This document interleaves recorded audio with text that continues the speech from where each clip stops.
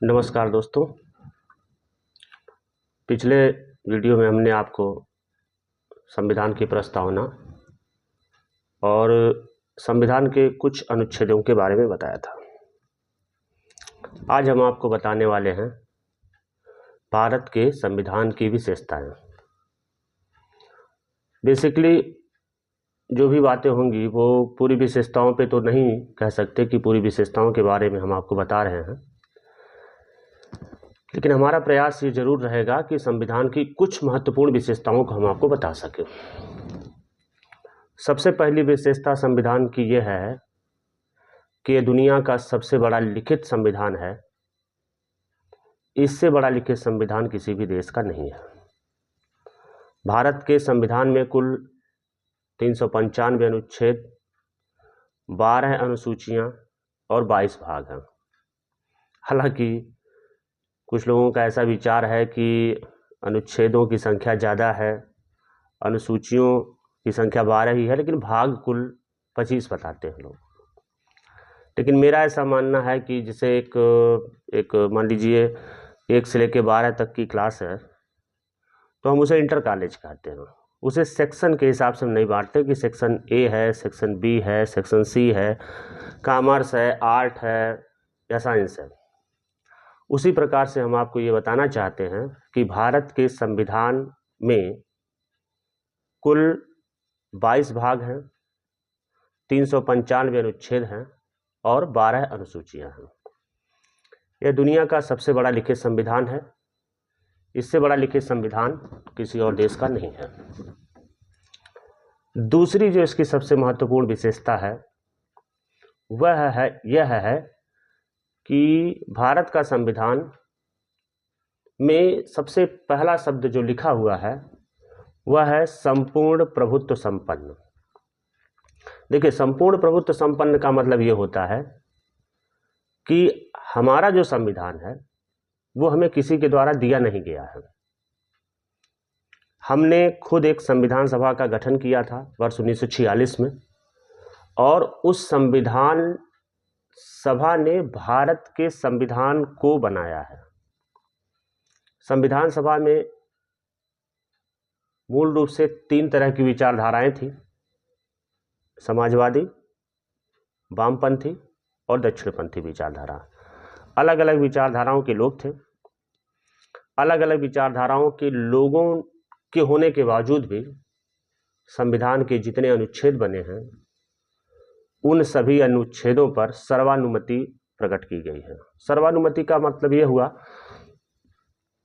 कि संविधान के एक एक पहलू पर पूरे विस्तार से चर्चा हुई। वहां पर बहुमत नहीं लिया गया।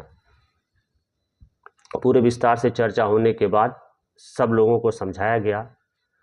समझाने के बाद सबको एक मत किया गया। जैसे आप ये पढ़ते होंगे कि प्रथम वाचन, द्वितीय वाचन, तृतीय वाचन। ये प्रथम वाचन, द्वितीय वाचन, तृतीय वाचन क्या होता है? आप जब संविधान पढ़ते हैं तो उसमें एक आता है कि प्रथम वाचन का समय कुछ कम है, द्वितीय वाचन का समय बहुत ज़्यादा है, तृतीय वाचन का समय कुछ कम है। तो प्रथम वाचन में क्या हुआ था कि संविधान के मूल चीज को रखा गया था कि हम अपने संविधान में ये चीज़ें चाहते हैं। द्वितीय वाचन में हुआ ये कि द्वितीय वाचन में संविधान के बारे में विस्तृत चर्चा की गई, और तृतीय वाचन में पूरे संविधान की चर्चा की समरी को अप्रूव्ड कर दिया गया। तो जो संविधान सभा का गठन हुआ था उस संविधान सभा ने स्वयं को संपूर्ण प्रभुत्व संपन्न राष्ट्र घोषित किया। भारत को संपूर्ण प्रभुत्व संपन्न का मतलब ये होता है कि हमको ये आज़ादी, ये संविधान, यहाँ का लोकतंत्र कुछ भी किसी के द्वारा सौंपा गया नहीं है। और संपूर्ण प्रभुत्व संपन्न का कंसेप्ट अगर आप क्लियर करना चाहते हैं तो संविधान की प्रस्तावना की अंतिम पंक्ति को पढ़िएगा, जिसमें वहाँ पर लिखा हुआ है कि हम अपनी इस संविधान सभा में मिति मार्गशीर्ष शुक्ल सप्तमी तदनुसार 2006 विक्रमी 26 नवंबर 1949 को अधिनियमित, अधिरोपित और आत्मार्पित करते हैं। मतलब हम स्वयं से शासन बना करके स्वयं के ऊपर शासन करना चाहते हैं और स्वयं करना चाहते हैं। तो हमारा जो संविधान है वो संपूर्ण प्रभुत्व संपन्न है। ये किसी के द्वारा दिया हुआ नहीं है। जो तीसरी इसकी सबसे महत्वपूर्ण विशेषता है वह है लोकतंत्रात्मक। देखिए, हमारा देश लोकतंत्र है। लोकतंत्र का मतलब ये हुआ कि हमारे यहाँ चुनी हुई सरकारें होती हैं। प्रत्येक 5 वर्ष पर चुनाव होते हैं। जनता जिसको बहुमत देती है वही व्यक्ति इस देश का सांसद या विधायक बनता है। तो हमारे यहाँ जो भी व्यवस्था है वह लोकतांत्रिक है। हमारे यहाँ राजा का बेटा राजा नहीं होगा। यहाँ पर कोई भी व्यक्ति शासक हो सकता है, कोई भी व्यक्ति प्रधानमंत्री बन सकता है, कोई भी व्यक्ति राष्ट्रपति बन सकता है, और यह एक लोकतांत्रिक प्रक्रिया के अधीन होता है। प्रत्येक 5 वर्ष बाद चुनाव आयोग भारत में स्वतंत्र और निष्पक्ष चुनाव करवाता है। हमारे संविधान की जो चौथी महत्वपूर्ण विशेषता है वह है पंथ निरपेक्ष। देखिए, 2 तरह की चीज़ें होती हैं। पहली चीज तो एक होता है धर्मनिरपेक्ष। हमारे संविधान में पंथ निरपेक्ष की व्यवस्था है। हालांकि कभी अगर वीडियो बनाने का मौका मिला तो हम आपको पंथ निरपेक्षता के बारे में विस्तार से बताएंगे कि पंथ निरपेक्ष क्या होता है। अभी आप मोटी मोटा ये समझ लीजिए कि जैसे धर्म है, ऐसा माना जाता है कि भारत में हिंदू, मुस्लिम, सिख, ईसाई, जैन, पारसी, जरथुष्ट, बौद्ध सभी प्रकार के लोग रहते हैं, और उन धर्मों में भी अलग अलग प्रकार के पंथ हैं। जैसे मान लीजिए हिंदू धर्म है तो कोई कबीर पंथी है, कोई सूर को मानता है, कोई तुलसी को मानता है। जैनियों में देखिए कोई श्वेतांबर है, कोई दिगंबर है। बौद्धों में आइए कोई हीनयान है, कोई महायान है। ईसाइयों में आइए, मुस्लिमों में आइए कोई शिया है, कोई सुन्नी है। तो भारत का जो धर्मनिरपेक्ष है, भारत जो देश है, वो पूरी तरीके से पंथ निरपेक्ष है। मतलब हम किसी पंथ को नहीं मानते हैं, इसके बावजूद भी हम सभी पंथों का समान रूप से आदर करते हैं। भारत के संविधान की जो 5वीं सबसे बड़ी विशेषता है वह है समाजवादी। हमारा देश समाजवादी देश है। समाजवादी का मतलब ये होता है कि जो हमारा समाज है उस समाज के अंतिम हिस्से तक, अंतिम व्यक्ति तक पहुंचना। हमारा संविधान एक समाजवादी व्यवस्था पर चलता है, जहां आप ये देखते हैं कि अभी कुछ लोगों को राशन मिलता है, फ्री दवाएं मिलती हैं, मुफ्त इलाज होता है। ये समाजवादी कॉन्सेप्ट को दिखाने वाली अवधारणा है कि हमारा देश समाज के अंतिम वर्ग तक का ध्यान रखता है। और भारत एक ऐसा देश है जहां पर समाज के हर वर्ग के लिए कुछ न कुछ किया जाता है। भारत के संविधान की विशेषता एक और है कि यह गणराज्य है। गणराज्य का मतलब यह हुआ कि हमारा जो प्रमुख होगा, जो राष्ट्र का प्रमुख होगा, वह कोई राजा नहीं होगा, कोई राजा का लड़का नहीं होगा। हमारा जो राष्ट्र प्रमुख होगा वह जनता के द्वारा चुना जाएगा। जैसे आप ब्रिटेन में जानते हैं कि महाराज या महारानी वहाँ की प्रमुख होती हैं, उस तरह की व्यवस्था हमारे यहाँ नहीं है।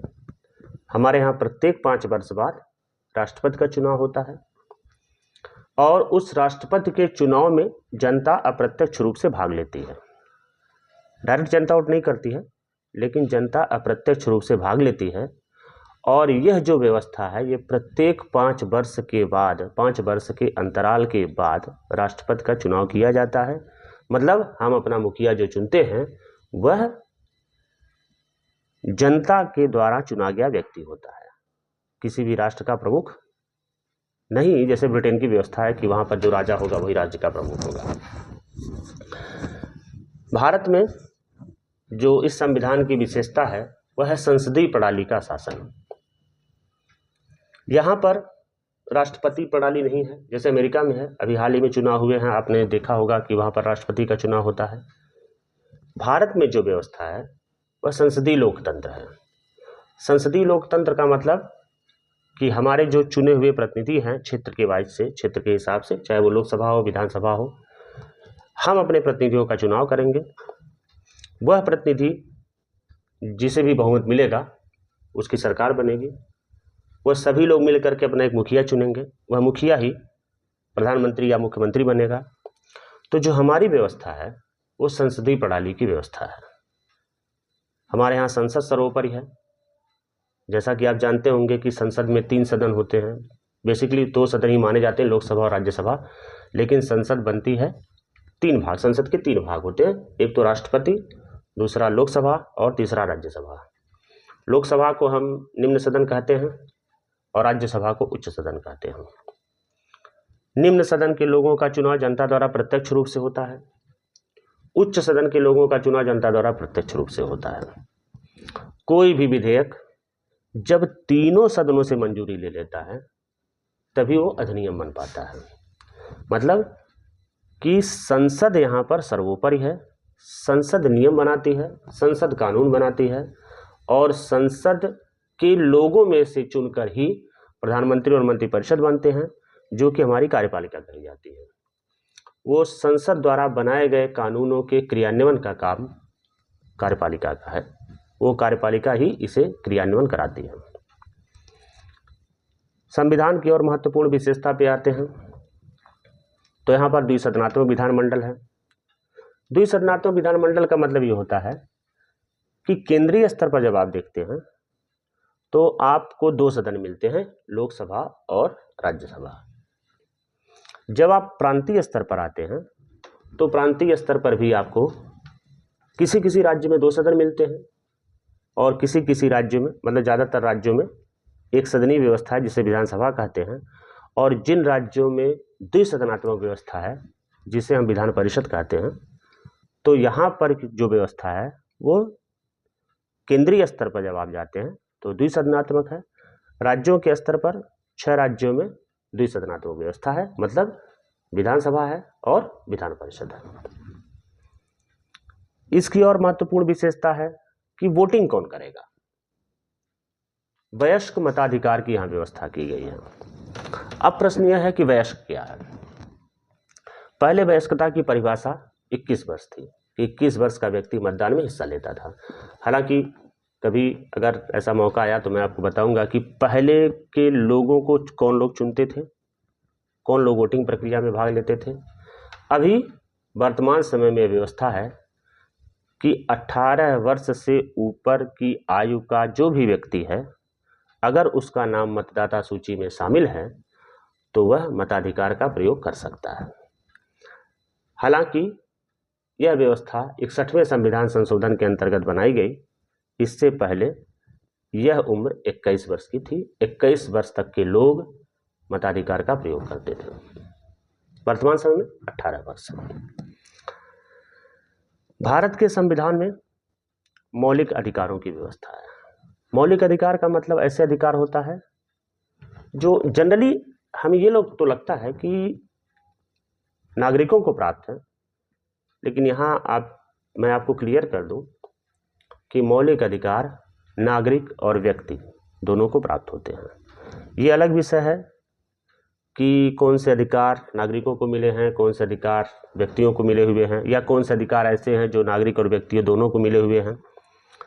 इसके लिए एक अलग से टॉपिक हम डिसाइड करेंगे, कभी आपके साथ शेयर करेंगे इसे। मौलिक अधिकार यहाँ पर प्रत्येक व्यक्ति को दिया गया है।